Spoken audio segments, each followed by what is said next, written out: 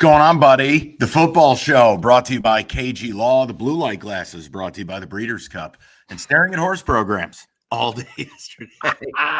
Cooks, what's going on, brother? What's going on? We got a lot to hit on today. We do, and we're going to do this a little differently because I do want to allow you a little more space for our Lions audience because I know you want to cut loose a little bit on that, and we do have to spend a little bit more time. It's the halfway point, which is bizarro world to me. We're already at the midway point.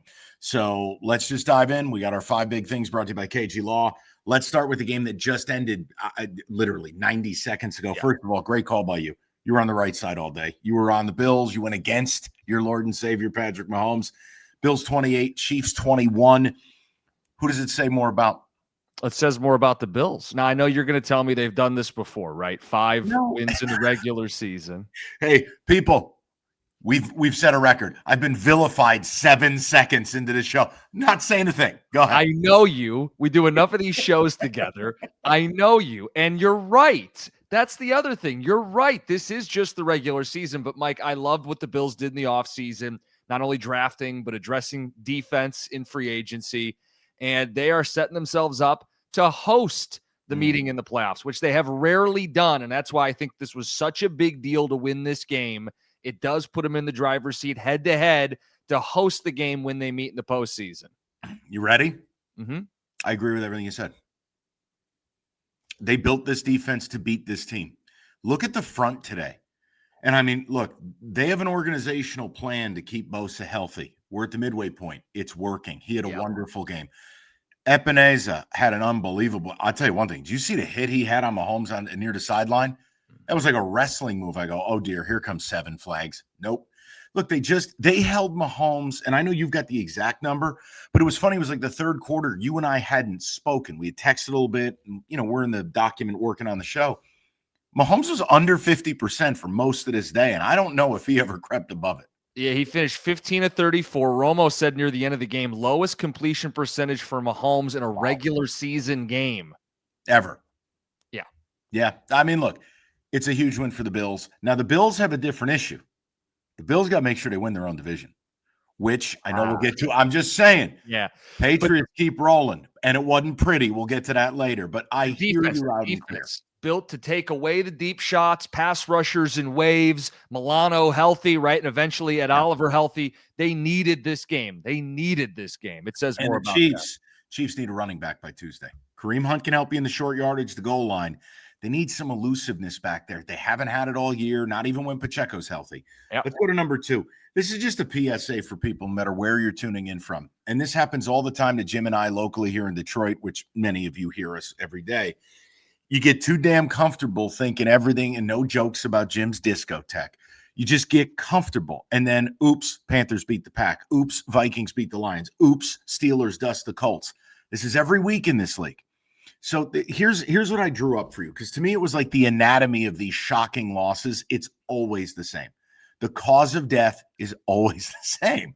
Procedural penalties, meaning it's not effort penalties. It's dumb shit like illegal shifts, false starts, nonsense, numbskull plays, right? Procedural. Yeah, it's blood trauma to your own head. Yes. The turnovers are always going to be a recipe for a debacle. And then the special teams. And usually it features all 3. And we can go through them and we'll do it one by one, and certainly with the Lions. But Cookies, which one shocked you the most? I know my answer, but I want yours first. You're saying between the Colts, the Packers, and the Lions. Power rank them in order of shock. All lost today. Most shock, Lions, Packers, then Colts. So then save Lions for later because we're going to spotlight them. Let's go to the Pack. You and I, as much as we can get wrong, because Lord knows if you're going to say anything, at some point you're going to get things wrong. Mm-hmm. We've talked about the Pack. I've talked about the Pack, and I've said, look, they are getting away with murder here. Now, they needed some miracles. They have now lost to the Panthers and the Browns. That's bad enough. You needed a miracle just to tie Dallas. They have not played comprehensively good football. We talked about empty calories. I think the show 2 weeks ago. They move food around their plate. You're sitting there scoreless with 3 minutes left in the first half. Look, I don't know if they're going to put it all together, and I think today might be as devastating an injury as happened around the league. with Kraft, he's done. I mean, LaFleur after the game said, prognosis, yeah, it ain't looking good. I think he tore his ACL, didn't he? Maybe. And maybe we lost Jim. I don't know. I'll keep rolling. We'll see if we can get Cookies back in the mix. But look, as far as the Packers go, that's my thing. They just don't put 4 quarters together. And that's in this league, you're not going to get away with it. You're just not. As far as the Colts go, we can spotlight the game more, but look at what happened. Pass protection breaks down, turnovers. Daniel Jones is rushed. He's all over the place. It's a debacle. Now Jim's back. He avoided having to talk about the Pack, but don't worry. No, that was me doing a Jordan Love impression, just the no-show. All right, I'm going to shut up. To the dark side. No, because you were nowhere when he completed 20 straight. Here's what I'm going to do. You're emotionally unstable right now. I know the Leos lost. You're in a tough spot. You bet against your guy Mahomes. Listen, I want to give you 60 seconds of unfettered Jordan Love slander in 3, 2. I don't need 60 seconds. He threw 1 pick. It should have been 2 picks. Both of them were shit that shouldn't happen for an NFL quarterback, certainly not a franchise quarterback. The first one, it's triple coverage, YOLO. Who knows? Just throw it down there and see what happens. And then the one in the red zone where the defender drops it, he rolls right, he rolls left, then he throws back deep right into the end zone to nobody, to a Carolina Panther. Mike, he didn't throw a touchdown today. This is the guy? He's not the guy. You know he's not the guy. You still have 18 seconds to use to slander this man. Unfettered. I'm not even doing it with you this week. How about this? They show a graphic pregame and they go, look, at 27 years old, happy birthday, Jordan Love. He's 27 today. At 27, Bart Starr won a Super Bowl. Brett Favre won a Super Bowl. Aaron Rodgers won a Super Bowl. Oh, he's not those guys. Yeah, you can stop. You know what? Don't get me started on broadcast. Just leave me alone. All right, why don't we just do this? Perfect segue into the NFC North Battle Dome. It's arguably the most competitive division in football. And I mean, look, this is something. Overreactions are a part of the fun. This is what we do in the NFL. It's like up, down, up, down. We have to allow for teams to get better, right? Minnesota hadn't started their preseason starting 5 on the O-line yet. Didn't have their starting quarterback the last 6 weeks, whether they shelved him on ice, hit an injury, or he was actually hurt. For Chicago, new coach, new offense, young quarterback. Bears win again. We'll get to the details later. Vikings beat the Lions. Same there. Packers lose. Lions lose. At the midway point, how surprised are you at how it's shaken out? It's tighter than I thought it was going to be. What did you imagine? Well, I thought the Lions would win the division. I thought the Packers would be in second. I didn't think Minnesota was going to be in this fight, but as you look at it today at 4-4, their offensive line's getting right. Both tackles played. JJ, we could do a little eval on him. 17 points came on short fields, but I did think he handled some blitzes on 3rd and longs incredibly well. He didn't get rattled in this spot on the road. I don't want to go overboard, but I do think that's something to build on if you're Minnesota, and you should feel good about it. No, it's funny because, I know we're going to do some midseason predictions and have some fun and all that. I kind of wonder if this is going to be like last year. We're not going to know the winner of this thing till the last week. Maybe. I mean, I still think Thanksgiving Day is for the division. Okay, and I could live with that. Chicago's defensive problems. I'd have to see a lot more from McCarthy, and I don't buy Brian Flores' defense in the long haul. I don't. I think he'll dummy bad teams. Today was shocking, and we'll dive deeper into that. Look, on the Bears front, I know we'll spotlight the game later in the episode here of the show, but that defense forced a ton of takeaways on their 4-game win streak. They've won 5 of 6. The defense is not good. I don't think you can rely on takeaways. I think they may finish 4th if we're taking inventory right now. That still might be the worst team in this division. Just remember my deal. I'm not going to buy the Bears until or unless, what do we say? They had to win 2 of their next 3. Lost to the Ravens, escaped today, got to beat the G-Men next week. They do that. They're sitting at 6-3, something like that, and away you go. I mean, it's just – all right, let's move along because I know you do this on your morning show, and I happen to like this segment, the cookie jar. I like at the midway point. I want to dive into your brain here. Your biggest surprises, your biggest disappointments. Where are you at the midway? And I'll see if I can grade a few of these. Okay, I have 3 surprises and 3 disappointments, okay? All right. Yeah, I got First, biggest surprise to me is probably Drake May's ascension into top 10 quarterback franchise guy and only his 2nd year. They were great on 3rd down. He makes big-time deep throws. It's not check downs and screens and yak yards. The dude's stepped up in a big way, and it's why they have a shot to win their division. Never would have thought that. Drake May's rise is one of the biggest surprises. I'm blushing. I'm touched. By the way, they were 8 of 12 on third down today. Incredible. I love I love him. I absolutely love this kid. Surprise number 2, it goes without saying. Colts 7-2, the best record through 9 games. Nobody saw this coming. No, and I'm just not going to really flinch that they lost the game today on the road against a desperate team, and they didn't bring their fastball. That's what's going to happen in this league. But yeah, the Colts comprehensively, it's pretty shocking when you think about it, because it's not that they went out and drafted a quarterback. It's not that they went out and made a bold trade or a signing. They got Daniel fucking Jones. I know. And he's been really good, just not today. But not today. And again, 5 turnovers. Yikes. But the story is 7-2 is an O-line. It's a run game. It's big-time wins, blowout wins. You have to acknowledge them as the big surprise halfway through. The last surprise for me, Panthers. They got a winning record. And if I would have told you that, you would have said, well, what, did Bryce Young take this big leap? No. To have a winning record without the big quarterback leap says a lot about the coaching staff, the roster, the buy-in. They have taken themselves out of the cellar. They're in second place in their division right now. Yeah, and you know what? Look, they're turning themselves into kind of a welfare Lions, meaning physical, hard hat, running game, defense. Yeah, and look, their defense was one of the worst defenses in history before the Bengals decided, well, we'll outdo you. But they stopped the run. They're physical up front. Derek Brown's been an absolute human wrecking ball this year. No, Jim, a really good corner. Yeah. Yes, and like they're and is there still going to be weeks where they just fall apart and get absolutely bombed? Yes, look at the idea that this team could win 8 or 9 games, and I'm again without the quarterback taking some big jumps says a lot about the overall growth of the organization. Yeah, I think the rest of the season, besides the win total, it's going to be all about Bryce Young's eval. Yeah. It has to be, because again, if the pieces are right around him, but you know that's the weakness, you've got to move on. You can't go into 26 with him. But it's kind of a wait and see. But they're 5-4. Dave Canales done a hell of a job, man. I'm happy for him because he's working for a maniac. David Tepper, the owner, is nuts.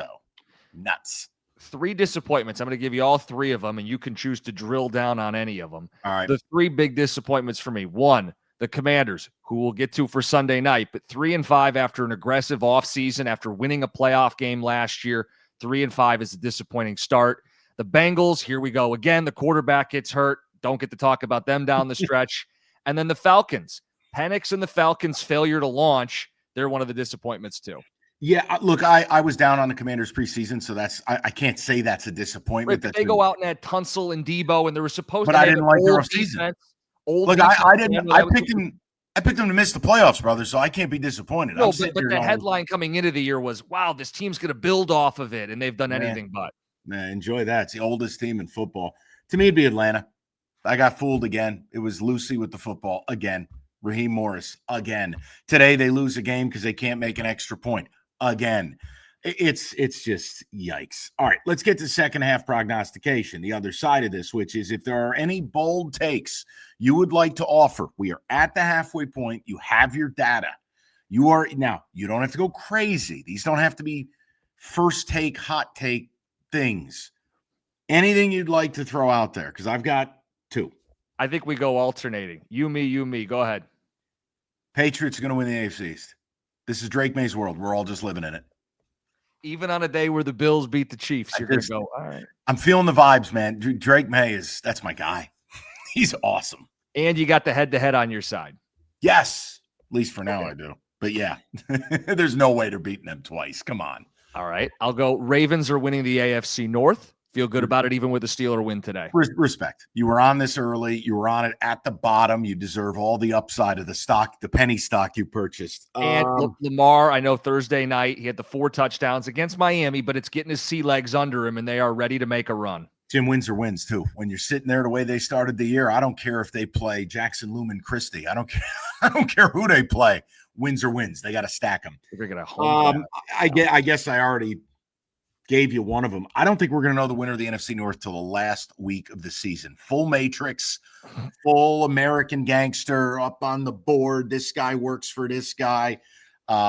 in that scenario, the Lions are playing at the Bears, I believe. Yeah. So they're outdoors. January 4th. Gotta have it. Yeah. Yeah. I just feel like this division, whether it's injuries, whether it's somebody getting better, getting worse, coordinator concern, last week of the year. Okay. Mike, I don't think the Colts will have the 1 seed or one of the 3 best records in the AFC. So, we're going off a cliff here. Well, they're going to win their division. They'll get a home playoff game, but I think at least 3 teams will finish with a better record than the Colts. I could go with some of this is that come down from the mountaintop today, a reality check. This is still Daniel Jones at quarterback. And then I'd present to you Bills, Chiefs, Broncos, and Patriots.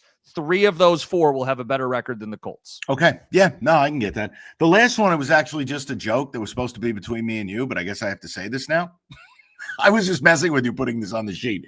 The New York Giants will kill my father by Christmas. That was not meant to be a real bold prediction. It's bold. He's in good health. Well, we don't want this to happen. I'm making a point. It's just I don't know that any of these are going to happen. Well, even today, he texted me and he goes, "I just can't take anymore. I'm so fed up." And I texted him back. I go, "Pop, stop bullshitting. They could be 0-17. You're not going to quit." He goes, "You're right, son. I can't take anymore. They allow the zombie Niners to come in and dummy him." We'll get to it. Let's get a word from our sponsors, and we will get to the rundown of some of the kibbles and bits we mentioned. We'll dive a little deeper. So let's do it. Let's tell you about KG Law. The football show is brought to you by KG Law. You've been on these roads. People are maniacs. If you or someone you love is in a car accident, don't mess around. Get someone who cares about you. 877-KG-CARES, kgcares.com. You get the extra attention from a law firm that cares and puts you first. KG Law specializes in car accidents, so they're not going to leave money on the table. They're not going to settle for some lousy insurance lowball. Get my guy, Lawrence KG, and KG Law at 877-KG-CARES. That's K-A-J-Y, kgcares.com. Hey, do you want to call your man KG and ask if I could qualify Michigan State football as a car accident for a lawsuit potentially? I could put a phone call in, shoot him a text, get Please Lawrence on it. Please do. Let's get to the rundown brought to you by Hungry Howies. We start Patriots 24. Oh, my God. Raheem Morris's capri pants 23. They can't make an extra point. Here's the reality. Yes, it's a close game, but New England with 2 turnovers, they dominated this game start to finish. This was not something where Atlanta ever had game control. No. And you can't turn the ball over in this league. And they did, but Drake May, largely fantastic. Couple of critical third downs with his legs. They did a great job. It's not like Bijan had one of these 400-yard scrimmage games. And Drake London was the benefactor, right? Someone's going to eat. But overall, if Atlanta can find a way to lose, if any team in football can find a way to lose, it's them. I just think Raheem Morris is done. There's quality control issues here. They do a lot of stupid shit, and then they get the little details wrong. And how many weeks in a row do we have to talk about kicking being an issue in Atlanta? Fix it, please. The most Falcons way to lose is a missed extra point. My only other note from this game is I hate that I'm playing you in fantasy and you have Drake London.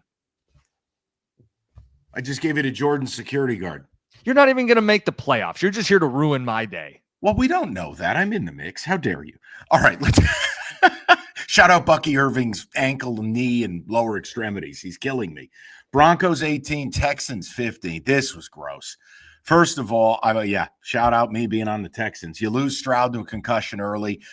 The play, it is what it is. It was a late slide. I want to stop penalizing defenders for what the quarterback does, meaning you slide late. I think you waive the right to protection. And it's terrible what happened to CJ. But if you're going to protect yourself, do it. Don't try to get cute with the defense. He gets knocked out of the game. Davis Mills was all right, but it was another Broncos fourth quarter miracle. 15-7 going into the fourth. Broncos, last 11 points of the game, win the game, and away we go. But what did you make of that play? Am I crazy? I had the same thought you did. It's a terrible play. You hate seeing a guy go out that way. Everybody's sensitive to the head injuries, but he slid late, and the defender can't let up at that point. There's nothing that can be done about it.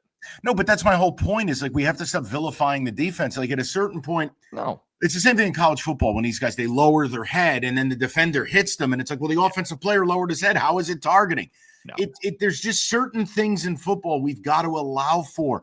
It's not played in slow motion. It's not a frame by frame sport.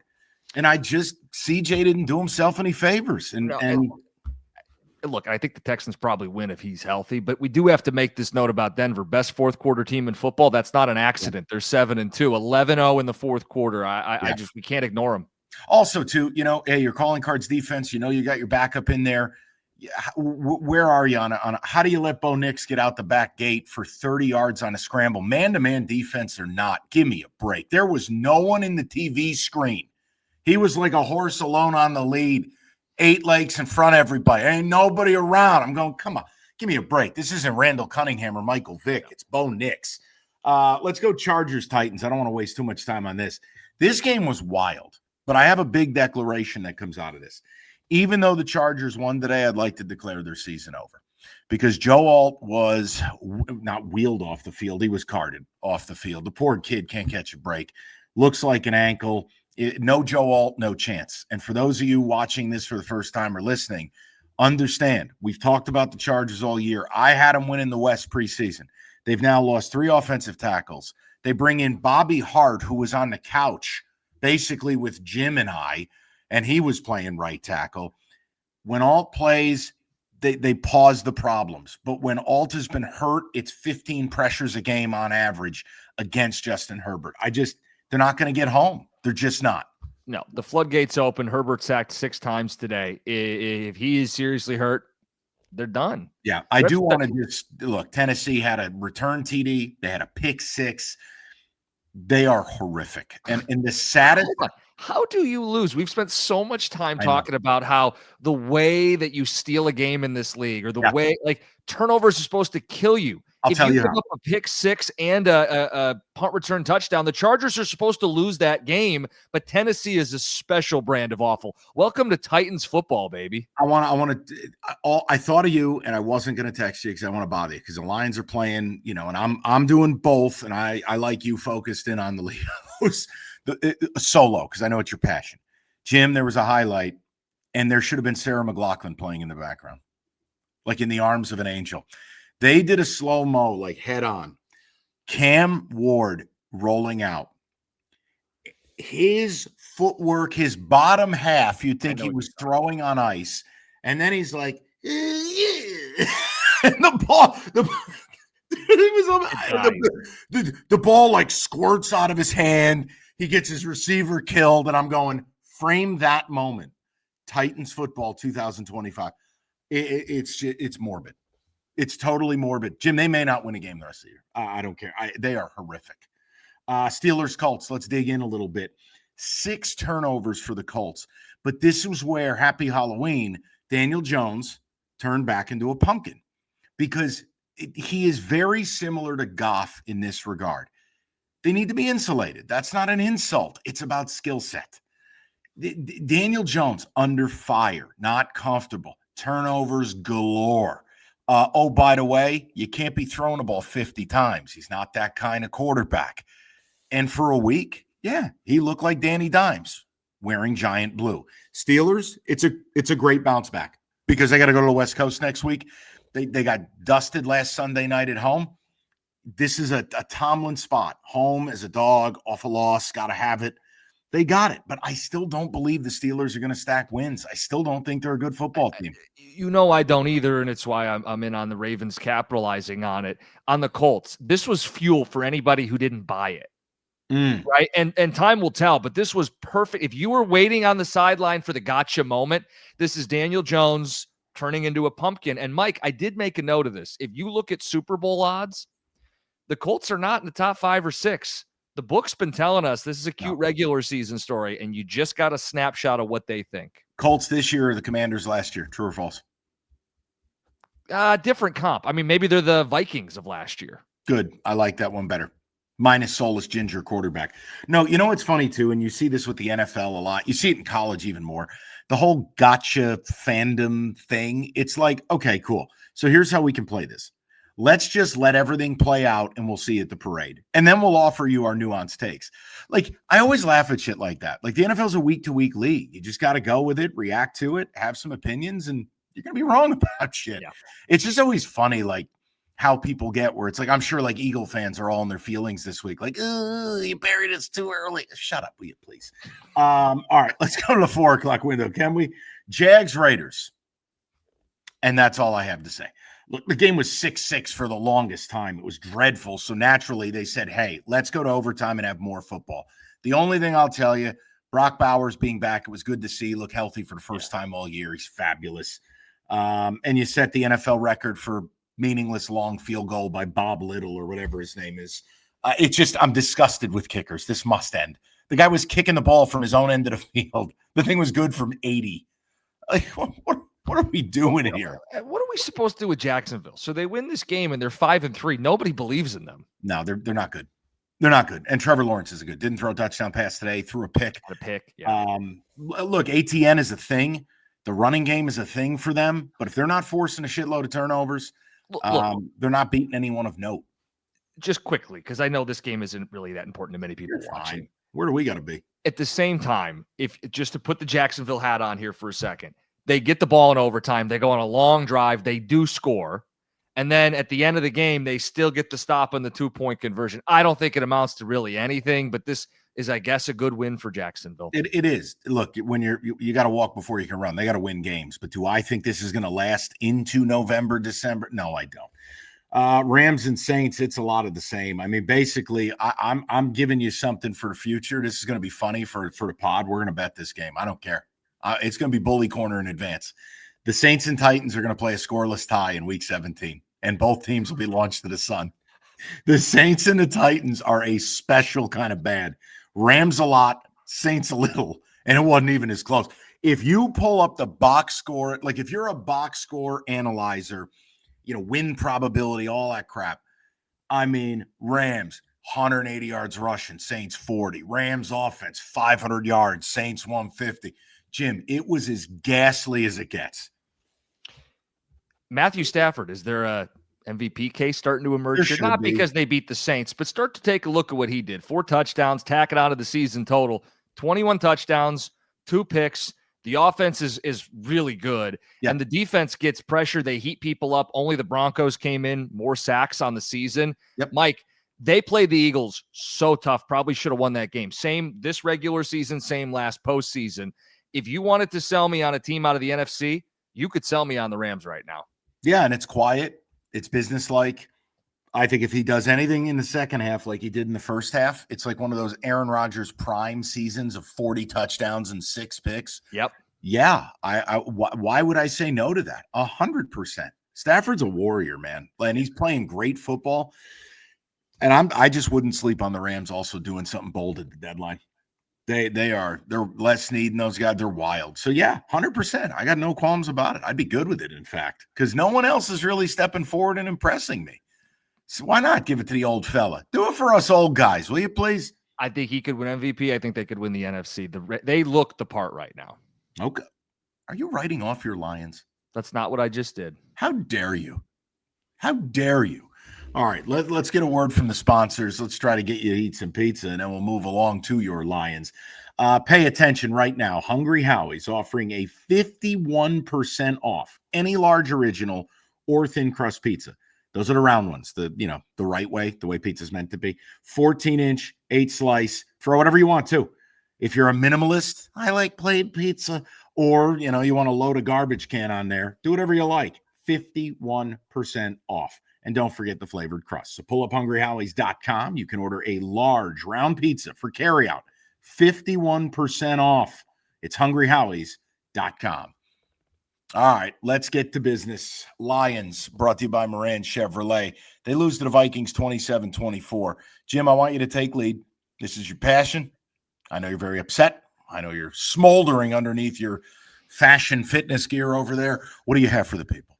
It was a slop fest. It was such a mess, right? You got 10 penalties, most they've had all year. And it's the dumb stuff. It's procedural. It's pre-snap. It's multiple special teams mistakes. It's spoon feeding effectively a rookie quarterback short field after short field after short field. But Mike, the piece de resistance, the smelliest part of the stench, comes from up front. Flat out, point blank, Minnesota manhandled and mauled and confused the Lions' offensive line. Goff gets sacked 5 times. You can't run the football, and everything unravels when they don't win up front. That's as bad a performance as they have had in years, what they put out there today. Well, there's a couple of problems, too, is, look, for one, this is, and I'm very careful with this. I don't want to overreact, but it is the third straight subpar offensive game, and by far the most ghastly, right? The Chiefs game was bad, but it didn't look like this. The Bucs game, it was just about leaving a lot of points on the field. This was, we are not functional. And I'm very careful with this too. And I got to talk to TJ about this. TJ Lang, who joins our show on Fridays. You know, I'm careful about blasting O linemen about assignments individually when you don't know who their assignment was. So shit can look really gnarly on film and you're like, all right, well, that guy's an idiot. He blocked no one. Yeah, well, what if he was given the wrong assignment? Like, the middle of that line. No, you're not doing it. I'm saying collectively, not good enough. I can't single out one guy and tell you this man's the problem. Shame. Ding, ding. What I'm saying is throw the backs in there too. The bottom line is when they're throwing A-gap crossers and you didn't like Jahmyr Gibbs pass, bro? What? You didn't like Jahmyr Gibbs pass protection? Oh my God, Mike. And that's when he did attempt to get a hat on a hat. There were other times where they had unblocked guys coming through, and poor Jared Goff is a sitting duck, and we know he has no mobility. So, look, if you don't run the ball, if you're stuck in 3rd and 1,000,000, if your quarterback's getting hit, this team's not going anywhere. I mean, this is what it comes down to. That has to be better, or they're not going anywhere. And here's the other thing. We do need – look, the John Morton thing is going to be a thing. And look, week 1, you go, uh-oh. Then they strung some really nice performances together, and you go, all right, well, the Browns are no good. The Bears' defense is horrific. But we've had 3 straight weeks. This offense, they're not scheming open the run game. We always use the term scheming open the pass game. They're not creating space for the run game. And now in concert where this offensive line, when they're facing fronts that are quality, they face the Pack or they face the Vikings, the Chiefs, they're not performing. I do think this is okay. John Morton, now this is on you. What are you going to do to count? It's a punch counter punch league. And I'm not trying to oversimplify it, but this is 3 straight. I won't start throwing him into the pit of misery. They're at Washington and then they're at Philly. You got to show me the next 2 weeks. Otherwise, we're going to have a different conversation. Look, I just get this out there. I think they're going to crush the Commanders next week. I think that's a personal pride thing. I don't think they lose 2 in a row. I think you'll get a bounce back. But you are talking about big picture stuff here when it's losing 2 of 3 and the offense hasn't looked good in 3 of 3. And I think we could have a Morton conversation, right? They're not a very good 3rd down team. I'm not a huge fan of this East and West. None of the screens have worked all year. And I don't love the East-West stuff when you're in the 3rd and longs. But, Mike, some of this is they're in too many 3rd and longs.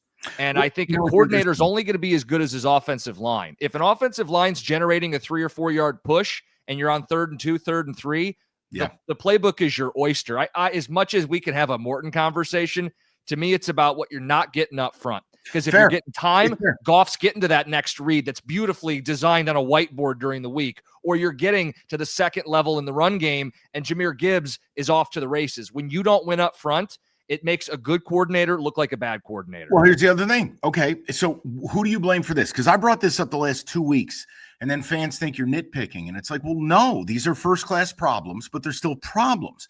They were tied with Carolina 23rd in football on 3rd down conversion rate. Today, they put a 5 for 17 stinker out there. Oh, and by the way, congratulations. It took till week 9 to convert your first 3rd and 10 or longer. Yeah. Pat Mahomes converted a 4th and 17 today. Week 9 with all of that talent, the 3rd down thing is a thing, and you're right. What you do on 1st and 2nd, you reap what you sow. If you put yourself in a bad spot. Yeah. All I'm saying is, with all this talent, come on, something's amiss here on third down. We got to keep our eye on it. It's got to get better if they're going to make a Super Bowl. Well, yeah, no doubt about it. Now you see Mahogany could be out till late December or the season, depending on how this ends up going here. Yeah. I think you make a phone call to your old pal Kevin Zeitler and say, hey, how much fun is Tennessee right now?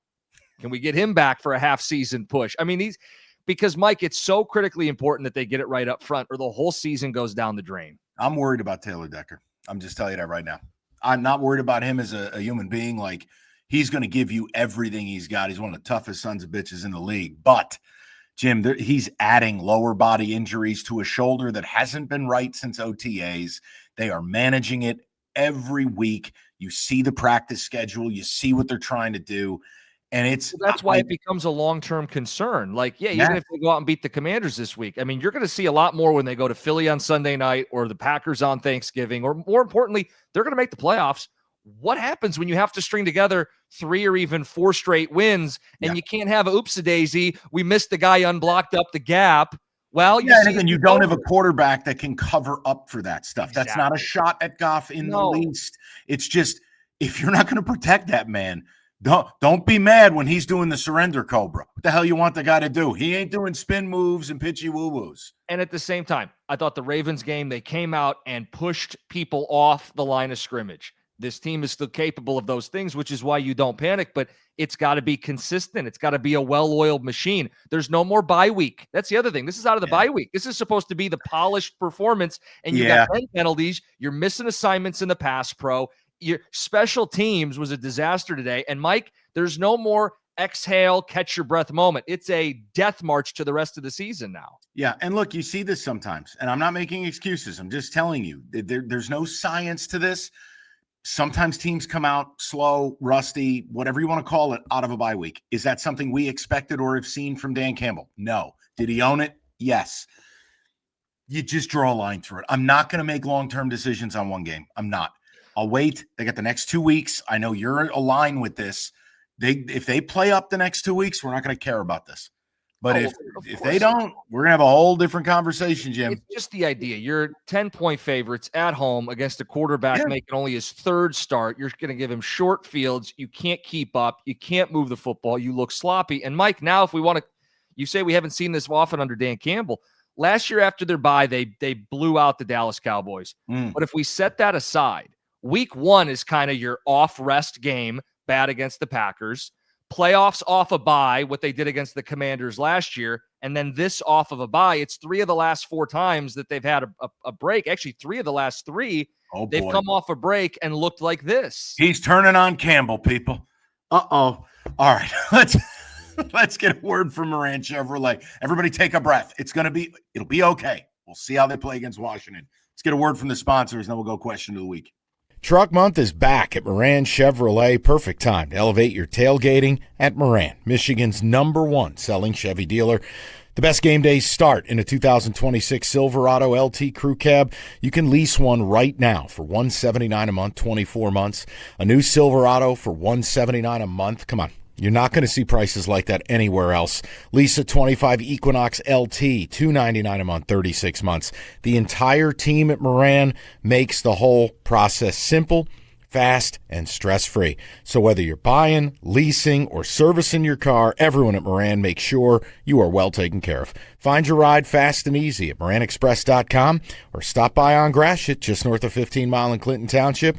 Moran Chevrolet, where you always get the best price, period. Chevrolet, together, let's drive. All right, let's get the C4 Energy question of the week, brought to you by the aforementioned C4 Ultimate, including the Cherry Bomb Frost, which we were all delighting in betting the Breeders' Cup Friday at the office. It was tremendous, Jim. The question comes in from Tony in East Point. If you had to trade any current Lions player, who would it be and why?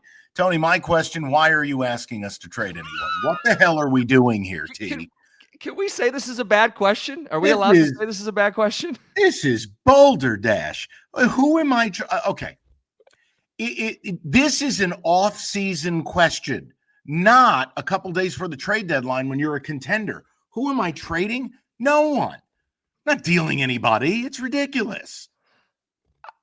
I don't know why this question was asked. So this is the challenge. People, we need better questions. You need to, Mike, what do they need to do? Go to the 7-Elevens. You can go to the ticket website. You'll tell people about that in a second. We need better questions. I think Evan was being provocative with this. I think he wanted to see if my head would explode.